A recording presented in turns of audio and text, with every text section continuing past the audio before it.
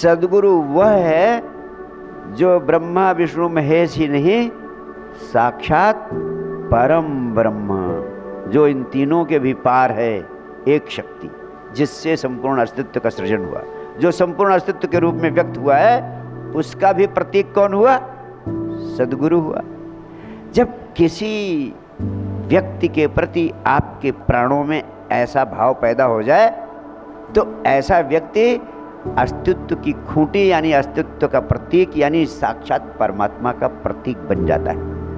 और जब आपने ऐसे किसी व्यक्ति में साक्षात परमात्मा की प्राण प्रतिष्ठा कर दी, सद्गुरु तो सिर्फ एक प्रतिमा है, उस प्रतिमा में आप साक्षात परमात्मा की प्राण प्रतिष्ठा करते हैं, तब सद्गुरु तुम्हारे लिए साक्षात परमात्मा का परिणाम देने लगता है।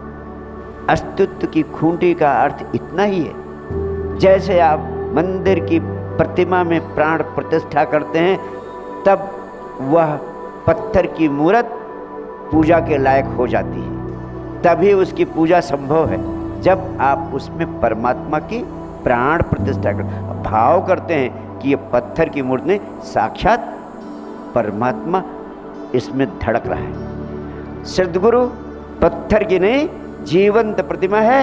अध्यात्म के वैज्ञानिकों ने कहा उसमें तुम साक्षात परमात्मा की प्राण प्रतिष्ठा कर दो, उसमें साक्षात उसके परमात्मा होने का भाव पैदा कर लो, तो एक चमत्कार होगा तुम्हारी जिंदगी में।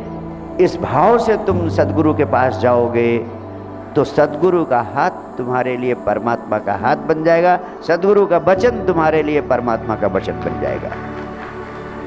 इसीलिए जब तुम श्रद्धा भाव से, समर्पण भाव से सद्गुरु के समक्ष पहुंचते हो और सद्गुरु के मुंह से निकल जाता है कि तेरा सपना पूरा होगा, तेरी समस्या समाप्त, तो तुम्हारे प्राणों में 100% भरोसा पैदा हो जाता है कि गुरुदेव ने कह दिया अब तो मेरी समस्या समाप्त हो ही गई। जैसे ही ये भाव आता है, मेरे प्राणों का अनुभव है, उसी क्षण तुम्हारी समस्या जड़ से खत्म हो जाती है और तुम्हारी आकांक्षा पूरा का पूरा साकार होने लगती है। कितनी गहनता से तुमने सद्गुरु को अस्तित्व की खूंटी माना है, कितने प्राणों से तुमने साक्षात परमात्मा की सद्गुरु में प्रतिष्ठा की है। सारा खेल तुम्हारे प्राण प्रतिष्ठा की भाव शक्ति का है। मन जैसा जैसा भाव कर लेता है वैसा वैसा इस अस्तित्व में प्रकट होने लगता है। इसीलिए भगवान बुद्ध कहते हैं मनुष्य जैसा जैसा विचार करता है, जैसा जैसा भाव करता है, वैसे वैसे परिणाम उसके जीवन में पैदा होने लगते हैं। अगर तुमने इस भाव से सद्गुरु को देखा जैसे साक्षात परमात्मा को देख रहे हो, तो जब सद्गुरु की दृष्टि तुम्हारे ऊपर पड़ेगी तो तुम्हारे जन्मों जन्मों के विकारों को भी समाप्त कर देगी उसी क्षण। ऐसा मैंने अनुभव किया है। ये सारा चमत्कार तुम्हारे भीतर की शक्ति करती है। ये मत समझना कि कोई और करता है, सारी शक्ति तुम्हारे भीतर है। यद यद ब्रह्मांडे तत् तत् पिंडे।